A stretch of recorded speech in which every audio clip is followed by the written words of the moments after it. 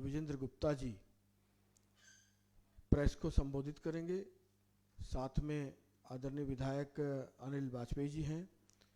कल से जो विधानसभा का सत्र जो एक्सटेंडेड मोड पे ही हमेशा चलता रहता है, उस पर क्या क्या मुद्दे होंगे और किस प्रकार से हमारी क्या मांगे, हमारी क्या अपेक्षाएं हैं, क्या जनहित के मुद्दों पर हम सरकार से सवाल खड़े करेंगे, उन सब विषयों को लेके आदरणीय विजेंद्र गुप्ता जी प्रेस वार्ता को संबोधित करेंगे। आदरणीय विजेंद्र गुप्ता जी। सभी को नमस्कार। मेरे साथ यहाँ पर उपस्थित हैं विधायक अजय महावर जी, हमारे विधानसभा के सदस्य विधायक अनिल वाजपेयी जी और साथियों। आज का ये संवाददाता सम्मेलन, ये सबको विदित है कि कल से दिल्ली विधानसभा का सत्र प्रारंभ होने जा रहा है। ये विधानसभा का आखिरी सत्र है चुनाव से पूर्व,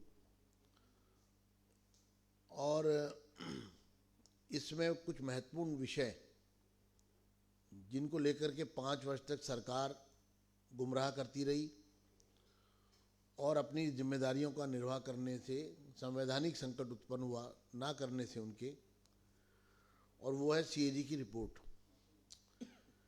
सीएजी की रिपोर्ट पहले 12 थी, अब 2 रिपोर्ट्स और आ गई हैं जो हमारी जानकारी में आया है। तो कुल 14 रिपोर्ट है जिनको सदन के पटल पर पेश करना है। हमने इस विषय में बार बार सरकार से आवेदन किया, उनको चेताया, इस मामले की गंभीरता को बताया, ये संवैधानिक संकट है। आप किस तरह से एक तरफ 10,000 करोड़ रुपए का लोन, इसका मतलब ये है कि दिल्ली की सरकार आम आदमी पार्टी के शासनकाल में कंगाल हो चुकी है। ये पैसा कहाँ जा रहा है? ये जनता के वेलफेयर पर पैसा खर्च होना था, सीवर ठीक होने थे, पानी गंदा आता है वो ठीक होना था, हर घर में झुग्गी में नल लगना था, राशन कार्ड बनने थे, तमाम चीजें जो लोगों से संबंधित हैं। लेकिन जनहित के काम नहीं हो रहे सरकार में, सड़कों का निर्माण नहीं हो रहा, वृक्ष जो वाइल्ड हो रहे हैं उनकी छटाई तक नहीं हो रही है, मैन और मशीनरी सब कोलैप्स्ड है। तो ये पैसा कहां जा रहा है? इसके लिए सीएजी की रिपोर्ट क्यों दबाई जा रही है? इसका मतलब दाल में काला है। सरकार में जो कुछ चल रहा है वो ठीक नहीं है, और अगर आखिरी सत्र में भी सीएजी की रिपोर्ट नहीं लाई गई तो ये गंभीर संकट होगा। आज इस विषय पर हम 12:15 बजे दिल्ली के उपराज्यपाल से भी मिल रहे हैं। आदरणीय उपराज्यपाल महोदय को हम पूरी स्थिति से अवगत कराएंगे और उनसे आग्रह करेंगे कि वो अपने विशेष अधिकार का प्रयोग करते हुए सीधा, अगर सरकार सीएजी की रिपोर्ट लेकर नहीं आ रही है तो हम एलजी साहब से आग्रह करेंगे कि 253 में, रूल बुक 253 के अनुसार वो असेंबली को संदेश भेजें और सीएजी की रिपोर्ट पटल पर प्रस्तुत करवाई जाए, पेश की जाए, रखी जाए। और ये संकट दूर होगा क्योंकि इससे लोगों को सच पता लगेगा। इसके साथ साथ हम दिल्ली की सरकार से, जहां कल सदन में सीएजी की रिपोर्ट पेश करने के लिए बाध्य करेंगे उन्हें, वहीं जो रोहिंग्यास के फर्जी वोट बनाए जा रहे हैं दिल्ली में आजकल, अभी आतिशी मार्लिना ने एक प्रेस कॉन्फ्रेंस की थी मुख्यमंत्री जी ने, और एक तरह से अप्रत्यक्ष रूप से जो प्रोसेस चल रहा है वोट बनाने का, उन अधिकारियों को धमकाने की कोशिश की थी कि जो फर्जी वोट हम लेके आ रहे हैं वो बनाओ, वरना हम आपके खिलाफ कार्रवाई करेंगे। ये गंभीर मामला है। हम दिल्ली को बांग्लादेश नहीं बनने देंगे। और जो बल्क में वोट लेकर के जा रहे हैं आम आदमी पार्टी के लोग, फर्जी वोट, उसका संज्ञान लिया जाना चाहिए। और यह भी मांग हम दिल्ली के उपराज्यपाल जी से आज करेंगे और ये मुद्दा सदन में उठाएंगे कि दिल्ली को जिस तरह से बांग्लादेशी घुसपैठिए और रोहिंग्या के हवाले करने की जो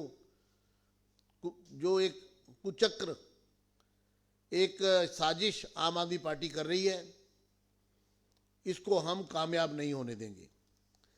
इसके साथ साथ दिल्ली के अंदर ग्रैप 4 लगा हुआ है। पिछले 15 दिन से कंस्ट्रक्शन का काम बंद है। आप सब जानते हैं कि जो कंस्ट्रक्शन वर्क से जुड़े हुए दिहाड़ी मजदूर हैं, स्किल्ड एंड अनस्किल्ड, उसमें सभी प्रकार के लोग, चाहे वो इलेक्ट्रीशियन का काम करते हो, चाहे वो सफ़ेदी का काम करते हो, पेंट का काम करते हो, दरवाजे बनाने का कारपेंटर हो, कोई सामान जो है वो फिट करता हो, फिटर हो, सैनिटरी का काम जो करता हो, ऐसे दिल्ली में 20 लाख लोग हैं। 20 लाख। इन सबको कॉम्पनसेशन दिया जाए ग्रैब, क्योंकि ये सब हैंड टू माउथ है। इनकी रोजी रोटी प्रतिदिन कमाते हैं और उसी को खाते हैं। आज 15 दिन से बच्चे दूध के लिए तरस रहे हैं उनके। ये एक बड़ा वर्ग है। सरकार के पास कंस्ट्रक्शन वर्कर्स का जो फंड है उसमें 4,500 करोड़ रुपए एक्यूमुलेट हो चुके हैं अब तक। इसके लिए अतिरिक्त कहीं से पैसा लाने की जरूरत नहीं है। सरकार के पास इनके वेलफेयर का फंड है। लेकिन इस सरकार ने 10 साल के शासनकाल में इन मजदूरों के कल्याण के लिए जो फंड है उसका उनके कल्याण के लिए इस्तेमाल ही नहीं किया। अभी ऊंट के मुंह में जीरा, इनका रजिस्ट्रेशन तक नहीं किया। 20 लाख लोगों का रजिस्ट्रेशन ही नहीं किया। सिर्फ 88,900 लोगों का रजिस्ट्रेशन है और उसमें भी 50% फर्जी है। इन्होंने अपने लोग उसमें भर्ती कर दिए। जिनका बिल्डिंग कंस्ट्रक्शन से कोई लेना देना नहीं है उनको भी जोड़ दिया। इसकी भी जांच होनी चाहिए। और जो 20 लाख लोग बाहर हैं जिनकी रजिस्ट्रेशन ही नहीं हुआ, उनको कॉम्पनसेशन मिलेगा नहीं ग्रैब 4 का। और हमारी ये मांग है कि प्रतिदिन जो दिहाड़ी फिक्स है, मिनिमम वेजेस सरकार की ओर से, स्किल्ड एंड अनस्किल्ड, उसके अनुसार जितने दिन से काम बंद है उतने दिन कैलकुलेट करके प्रत्येक कंस्ट्रक्शन वर्कर को पैसा दिया जाए। 20 लाख लोगों को। सरकार अपनी जिम्मेदारी से बच नहीं सकती। मैंने इस मामले में कल दिल्ली के मुख्यमंत्री को पत्र भी लिखा है और कहा है कि इन 20 लाख लोगों का, जो गरीब लोग हैं, जो भूखों मर रहे हैं, और उसकी जिम्मेदार सीधी तौर पे आम आदमी पार्टी है, क्योंकि पॉल्यूशन को रोकने में फेल रहे। अगर पॉल्यूशन को रोकते, समय रहते काम करते, तो ये हालात पैदा नहीं होते दिल्ली में। इस तरह की स्थिति पैदा नहीं होती कि आज 500 के पार जो पॉल्यूशन का AQI जो है वो 500 के पार जा रहा है। ये दुर्भाग्य है दिल्ली का कि एक ऐसी निकम्मी सरकार, ऐसे निकम्मे लोग, ऐसे भ्रष्टाचारी लोग, ऐसे षड्यंत्रकारी लोग जिन्होंने जनता के हित में काम करने का कोई उद्देश्य ही नहीं रखा, सिर्फ कोरी राजनीति करना, झूठ बोलना, गुमराह करना और भ्रष्टाचार करना। एक तरफ दिल्ली के आम नागरिकों का जीवन पॉल्यूशन के कारण अस्त व्यस्त है, लोग बीमार पड़ रहे हैं। वहीं दूसरी तरफ कंस्ट्रक्शन वर्कर्स की रोजी रोटी पर सवाल उठा और जितने भी लोग ग्रैब 4 के कारण प्रभावित हुए और जिनका रोजगार बंद हो गया और जो डेली वेजर हैं, उन सबको भी कॉम्पनसेशन दिया जाए। हमारा ये कहना है कि एक तरफ कंगाल हैं आप, एक तरफ आयुष्मान भारत योजना जो है उसको आप इम्प्लीमेंट नहीं करें। मेरे पास हाई कोर्ट का ऑर्डर है, और ये जो ऑर्डर है, ये इस ऑर्डर को के अनुसार इन्होंने कोर्ट में कमिट किया था। ये 13 नवंबर का ऑर्डर है, ये 13 नवंबर का ऑर्डर है हाई कोर्ट का, जिसमें आम आदमी पार्टी सरकार के काउंसिल राहुल मेहता ने बाय नेम इसमें ऑर्डर में लिखा गया है कि उन्होंने कहा था कि हम 2 हॉस्पिटल्स और 2 वेलनेस सेंटर में हम प्रधानमंत्री जी की अति महत्वाकांक्षी योजना आयुष्मान भारत, जिसमें गरीबों का मुफ्त इलाज होगा 5 लाख रुपए तक, उसको हम लागू कर देंगे पायलट प्रोजेक्ट के रूप में। कोर्ट में एग्री किया। कोर्ट को आश्वस्त किया। कोर्ट ने कहा ठीक है, आप 2 हॉस्पिटल 2 वेलनेस सेंटर में ही शुरू करो तो सही, स्कीम को लागू तो करो। लेकिन दुर्भाग्य ये कि कोर्ट में कमिट करने के बाद भी कंटेम्प्ट ऑफ कोर्ट हो रहा है। दिल्ली सरकार के स्वास्थ्य सचिव बार बार इनको लिख रहे हैं कि आपने कोर्ट में कमिट किया था, इसको क्लियर करें तो हम इसको शुरू करें। लेकिन सरकार जानबूझकर एक तरफ कोर्ट की अवहेलना कर रही है, दूसरा दिल्ली के गरीबों को आयुष्मान भारत का लाभ नहीं लेने दे रही। ये कंगाल सरकार एक तरफ 10,000 करोड़ का लोन मांग रही है और यहीं इस हाई कोर्ट के ऑर्डर में लिखा है पीएम अभीम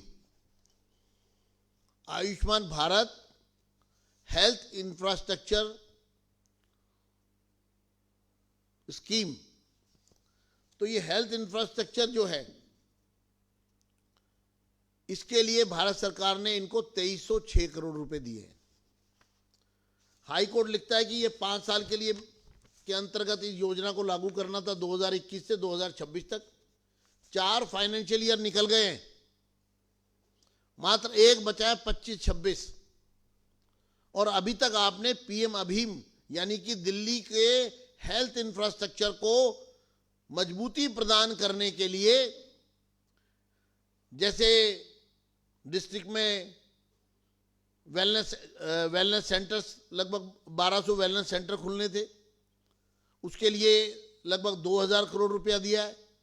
इसी तरह से लैबोरेटरीज, लैब, हर डिस्ट्रिक्ट में एक लैब नई बनानी थी, उसके लिए सरकार ने पैसा दिया है। हाई कोर्ट कहता है ये आपने क्यों नहीं इंप्लीमेंट किया, और 4 साल बीत गए, योजना लैप्स हो जाएगी, भारत सरकार का दिया हुआ पैसा वापस चला जाएगा। तो एक तरफ आपको पैसा जो दे रहे हैं, जिसको जो आपको लोन नहीं है, वो ग्रांट है एक प्रकार की, उससे आप हेल्थ इंफ्रास्ट्रक्चर को मजबूत नहीं कर रहे। आप आयुष्मान भारत योजना को लागू नहीं कर रहे, और 10,000 करोड़ रुपए का इस कंगाल सरकार, पहली बार रेवेन्यू सरप्लस गवर्नमेंट थी, लेकिन कांग्रेस इस आम आदमी पार्टी की सरकार के शासनकाल में लगभग 33 साल के इतिहास में, 32 साल के इतिहास में दिल्ली सरकार के पहली बार रेवेन्यू डेफिसिट हुई है। ये 10,000 करोड़ आप ले रहे हैं, लेकिन इसका रोड मैप क्या है, ये कैसे खर्च होगा, कहां खर्च होगा, इससे दिल्ली का कैसे फाइनेंशियल स्ट्रेंथ बनेगी। आपके पास सैलरी देने को पैसे नहीं है, इसका मतलब आप लोन लेके अगर सैलरी दे रहे हैं, शीश महल बनाएंगे, सैकड़ों करोड़ खर्च कर देंगे, लेकिन लोन लेके, उधार लेके, जिस पर 44,000 करोड़ रुपए का इंटरेस्ट पड़ेगा। क्योंकि जब आप स्मॉल इसका जो वो लेते हैं आप,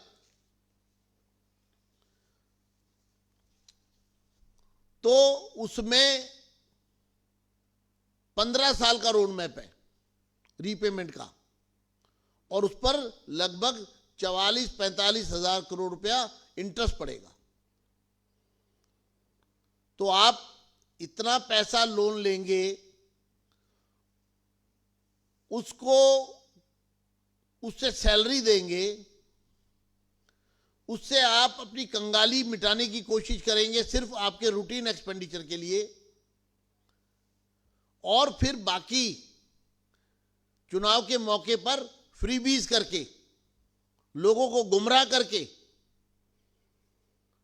एक्सचेकर पर बर्डन डाल के आप अपना स्वार्थ सिद्ध करेंगे।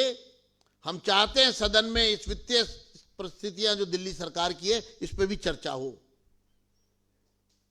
कल होने वाले सदन में हम इसकी भी मांग करेंगे। इसके साथ साथ हम सरकार से यह आह्वान करते हैं, हम चाहते हैं कि शांतिपूर्वक सदन चले, वहां पर चर्चा हो, वहां पर हमारे सवालों के जवाब आने चाहिए। लेकिन दुर्भाग्य ये है कि इस बार भी आखिरी सत्र में भी प्रश्नकाल नहीं है। विधायक जाएं तो जाए कहां? जनता के सवालों को लेकर कहां जाएं?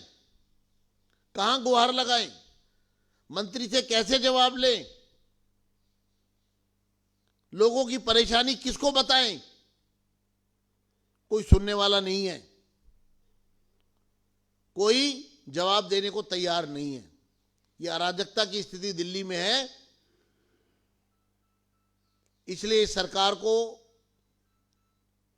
सत्ता से बाहर करना ही हमारा एकमात्र लक्ष्य है, क्योंकि ये क्लोज डोर गवर्नमेंट है, करप्शन से भरी हुई सरकार है, भ्रष्टाचार से युक्त सरकार है, जिनका इंटरेस्ट सिर्फ भ्रष्टाचार में है, पब्लिक वेलफेयर में नहीं है।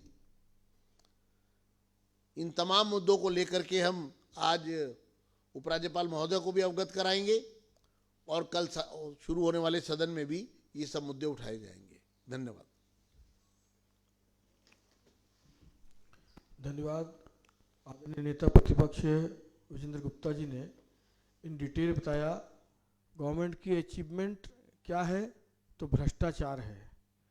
गवर्नमेंट ने कभी भी किसी भी विपक्ष के मुद्दे को, चाहे वो शॉर्ट ड्यूरेशन नोटिस हो, चाहे वो कॉलिंग अटेंशन हो, और जैसा कि अभी उन्होंने बताया कि प्रश्नकाल अंतिम सत्र में भी नहीं रखा। आखिर सरकार सवालों से भाग क्यों रही है? दिल्ली को क्या मिला? No clean water, no clean water, no clean air, no clean sewer, no clean Yamuna. क्या दिया है? अचीवमेंट क्या है? दारू के ठेके। अचीवमेंट क्या है? वायु प्रदूषण। अचीवमेंट क्या है? बलबलाते हुए सीवर। अचीवमेंट क्या है? करप्शन। और सीएजी की रिपोर्ट 14 रिपोर्ट पेंडिंग है। आदरणीय विजेंद्र गुप्ता जी ने लगातार मांग की है। सरकार भाग क्यों रही है? डर क्यों रही? किस सच के आने से डर रही है? ये गंभीर सवाल खड़े होते हैं। और 3 दिन का एक्सटेंडेड सत्र रखा है, जबकि इसमें एक दिन वायु प्रदूषण पे, एक दिन सीएजी पर, एक दिन जो भारी अनियमितताएं वित्त विजेंद्र गुप्ता जी ने बताई हैं, उस पर चर्चा होनी चाहिए थी। क्यों भाग रही है सरकार? तो मुझे लगता है मेरे पत्रकार साथियों को इन मुद्दों को जोर शोर से एक सच के आईने की तरह रखना चाहिए दिल्ली की जनता के सामने। आप लोग रखेंगे भी। मैं आदरणीय अनिल वाजपेयी जी, जो हमारे गांधीनगर से विधायक हैं, हमसे निवेदन करूंगा कि आप भी 2 शब्द कहें।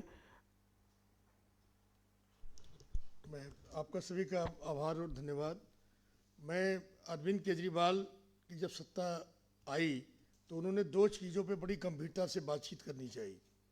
एक तो स्वास्थ्य और एक शिक्षा। मैं खुले मन से कह रहा हूँ, और आप लोग जाकर देख भी सकते हैं कि आज दिल्ली के अंदर जितनी भी मोहल्ला क्लिनिक खुली हुई हैं, उनमें डॉक्टर उपलब्ध नहीं है, बीपी की दवाई उपलब्ध नहीं है, शुगर की दवाई उपलब्ध नहीं है, और यहाँ तक तो छोड़ दीजिए, बीपी चेक करने की मशीन उपलब्ध नहीं है वहाँ पे। वो हम लोग उनको प्रोवाइड कराते हैं। तो कहाँ का स्वास्थ्य मॉडल है? आज एक एमएस 3 जगह का चार्ज ले रहा है। जीटीबी में कोई एमएस नहीं, हेडगेवार में कोई एमएस नहीं है। अब आप समझ सकते हैं जब एमएससी नहीं होगा, एडमिनिस्ट्रेटर ही नहीं होगा, तो वहाँ पर क्या क्या व्यवस्था होगी। शिक्षा की बात करें, शिक्षा में किसी भी गवर्नमेंट के स्कूल में पूरी दिल्ली में, मैं आप लोगों से अनुरोध करता हूँ, हमारे नेता प्रतिपक्ष होके भी आए कि आप चलिए हम लोगों के साथ और इंडिपेंडेंट होके आप इंक्वायरी करिए। टीजीटी टीचर्स नहीं है, पीजीटी टीचर्स नहीं है, साइंस के टीचर्स नहीं है। हम लोग तो आरडब्ल्यूएस के से रिक्वेस्ट करके हम लोग वहाँ बच्चों को वहाँ हम लोग पढ़वा रहे हैं। तो ये क्या क्या शिक्षा मॉडल है और क्या इस पर काम हुआ है। अगर केजरीवाल जी जरा सी या मुख्यमंत्री जी जरा सा आपके अंदर जमीर हो तो जो मॉडल लेकर आप आए थे आप नहीं पूरा कर पाए तो आपको इस्तीफा दे देना चाहिए। आज चलिए पीडब्ल्यूडी की रोडों पे चलिए, आप गड्ढे भरे पड़े हैं, बार बार मुख्यमंत्री जी कहती हैं नहीं गड्ढे भरवाएंगे, एक भी गड्ढा भरा हो चलिए आप, मैं आपको ईस्ट दिल्ली ले चलता हूँ। माननीय महावर जी भी बैठे हुए हैं, आप जाके देखिए, इनके इलाके में जाके देखिए, हमारे इलाके में आके विधानसभा में देखिए, पड़ोस की विधानसभा में आकर देखिए। और मैं तो महामहिम उपराज्यपाल जी का धन्यवाद करना चाहूँगा आज, इसलिए हमारे यहाँ ड्रेन आती है जो माननीय महावर जी के यहाँ से आती है, 5 साल में ड्रेन में सफाई नहीं हुई। माननीय उपराज्यपाल महोदय वहाँ पर गए, हमने उन लोगों ने उनको आमंत्रित किया, तब जाके वहाँ ड्रेन साफ हुई है। तो मेरा कहने का मतलब है ये सिर्फ, और माननीय नेता प्रतिपक्ष ने सही बात कही, हम लोग दिल्ली के चुने हुए प्रतिनिधि हैं, उनके भी हैं, हम तो साथ हैं, वो तो 63 हैं। आज अगर हम अपने क्षेत्र की अगर सेशन बुला रहे हैं तो हमारे यहाँ पानी की समस्या है, सीवर की समस्या है, बिजली की समस्या है। अगर हम लोकतंत्र के मंदिर में अपनी आवाज़ नहीं रखेंगे तो हम कहाँ रखेंगे। और ये तो बेशर्म सरकार है और बिल्कुल इसको इस्तीफा दे देना चाहिए, ये मेरा कहना है। धन्यवाद।